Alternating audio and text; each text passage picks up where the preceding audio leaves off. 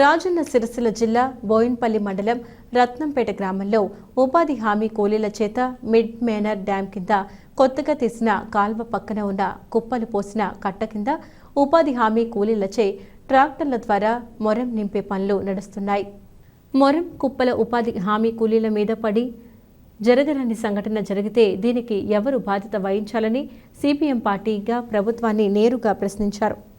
కేంద్ర రాష్ట్ర ప్రభుత్వాలు ఉపాధి హామీ కూలీలకు పనిచేసే చోట ఏదైనా ప్రమాదం జరిగితే ఇప్పటి వరకు కూడా ఆ కుటుంబాలకు నష్టపరిహారం ఇచ్చిన దాఖలు లేవని, మొన్నటికి మొన్న కోనరావుపేట మండలం వెంకట్రావుపేట గ్రామంలో మట్టి పిళ్లలు కూలి ఒక మహిళ చనిపోవడం జరిగిందని గుర్తు చేశారు.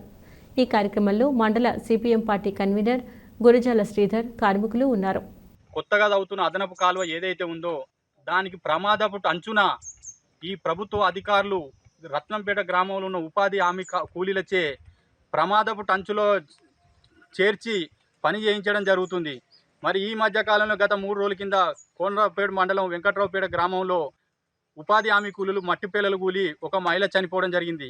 మరి ఇప్పటివరకు కూడా ఈ ఉపాధి హామీ చట్టం తీసుకొచ్చిన కాడ నుంచి కూడా ఎంతో మందికి గాయాల పాలై ప్రాణాలు పోగొట్టుకున్నా కూడా ఈ కేంద్ర రాష్ట్ర ప్రభుత్వాల ఆ కుటుంబానికి ₹1 ఇచ్చిన నష్టపరిహారం దాఖలు లేదు. మరి ఇలా ఉపాధి హామీ కూలీల ప్రాణాలకు మరి ఇలా ఎవరు బాధ్యత వహించాలి?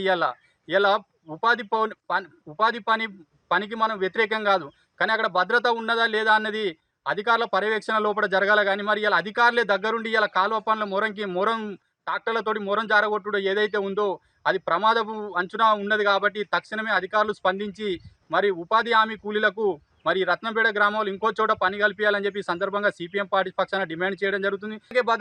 అభద్రత ఉంటుంది కాబట్టి ఇప్పటికైనా తక్షణమే అధికారులు స్పందించి ఆ పనులు మాన్పేయాలని చెప్పి సందర్భంగా బోయిన్పల్లి మండల సిపిఎం పార్టీ పక్షాన ఇక్కడ ఉన్న అధికార యంత్రాంగానికి అలాగే జిల్లా కలెక్టర్ను కోరడం జరుగుతుంది.